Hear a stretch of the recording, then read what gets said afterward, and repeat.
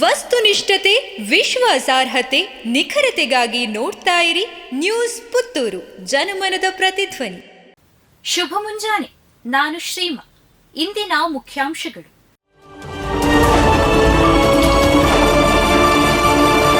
ಹಿಂದೂ ದೇವಾಲಯಗಳನ್ನ ಸರ್ಕಾರದ ಹಿಡಿತದಿಂದ ಮುಕ್ತಗೊಳಿಸಿ ಎಂದು ಸೌತಡ್ಕದಲ್ಲಿ 1 ದಿನದ ಉಪವಾಸ ಸತ್ಯಾಗ್ರಹ. ದೇವಾಲಯಗಳನ್ನು ಸರ್ಕಾರೀಕರಣದಿಂದ ಮುಕ್ತಗೊಳಿಸುವಂತೆ ಹಾಗೂ ಪ್ರತ್ಯೇಕ ಸ್ವಾಯತ್ತ ಮಂಡಳಿ ರಚಿಸುವಂತೆ ಆಗ್ರಹಿಸಿ ವಿಶ್ವ ಹಿಂದೂ ಪರಿಷತ್ ಪುತ್ತೂರು ತಾಲೂಕು ಇದರ ವತಿಯಿಂದ 1 ದಿನದ ಉಪವಾಸ ಸತ್ಯಾಗ್ರಹ ಭಾನುವಾರ ಬೆಳಗ್ಗಿನಿಂದ ಸಂಜೆಯವರೆಗೆ ಕೊಕ್ಕಡದ ಸೌತಡ್ಕ ಶ್ರೀ ಮಹಾಗಣಪತಿ ಕ್ಷೇತ್ರದಲ್ಲಿ ನಡೆಯಿತು.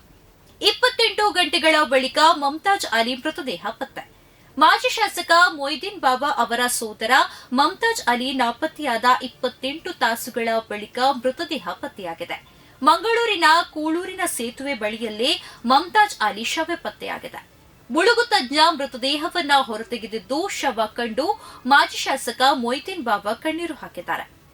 ವಿದ್ಯಾಮಾತಾ ಅಕಾಡೆಮಿ ಮತ್ತು ಲಯನ್ಸ್ ಕ್ಲಬ್ ಪುತ್ತೂರ್ದ ಮುತ್ತು ಸಹಯೋಗದಲ್ಲಿ ಆರೋಗ್ಯ ಸಂಕಲ್ಪ ಕಾರ್ಯಕ್ರಮ.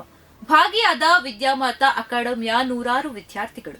ಪ್ರತಿಷ್ಠಿತ ಸ್ಪರ್ಧಾತ್ಮಕ ಪರೀಕ್ಷೆಗಳ ತರಬೇತಿ ಕೇಂದ್ರ ವಿದ್ಯಾಮಾತಾ ಅಕಾಡೆಮಿಯಲ್ಲಿ ಸಶಸ್ತ್ರ ಪಡೆಗಳ ನೇಮಕಾತಿಗೆ ತರಬೇತಿಯನ್ನ ಪಡೆಯುತ್ತಿರುವ ವಿದ್ಯಾರ್ಥಿಗಳಿಗೆ ಅನುಕೂಲವಾಗುವ ನಿಟ್ಟಿನಲ್ಲಿ ಲಯನ್ಸ್ ಕ್ಲಬ್ ಪುತ್ತೂರ್ದ ಮುತ್ತು ಸಹಯೋಗದಲ್ಲಿ ಆರೋಗ್ಯ ಸಂಕಲ್ಪ ಕಾರ್ಯಕ್ರಮ ನಡೆಯಿತು.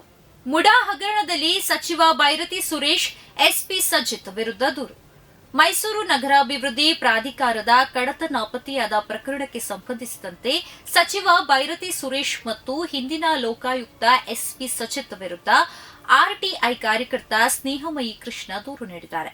ಇಬ್ಬರ ವಿರುದ್ಧ ಪ್ರಕರಣ ದಾಖಲಿಸಿ ತನಿಖೆ ನಡೆಸುವಂತೆ ರಾಜ್ಯ ಪೊಲೀಸ್ ಮಹಾನಿರ್ದೇಶಕ ಅಲೋಕ್ ಮೋಹನ್ ಅವರಿಗೆ ಲಿಖಿತ ದೂರಿನಲ್ಲಿ ಒತ್ತಾಯಿಸಿದ್ದಾರೆ. ಪ್ರತಿದಿನದ ಸುದ್ದಿಗಳಿಗಾಗಿ ನೋಡ್ತಾ ಇರಿ ನ್ಯೂಸ್ ಪುತ್ತೂರು, ಜನಮನದ ಪ್ರತಿಧ್ವನಿ. ಧನ್ಯವಾದಗಳು. ವಸ್ತುನಿಷ್ಠತೆ, ವಿಶ್ವಾಸಾರ್ಹತೆ, ನಿಖರತೆಗಾಗಿ ನೋಡ್ತಾ ಇರಿ ನ್ಯೂಸ್ ಪುತ್ತೂರು, ಜನಮನದ ಪ್ರತಿಧ್ವನಿ.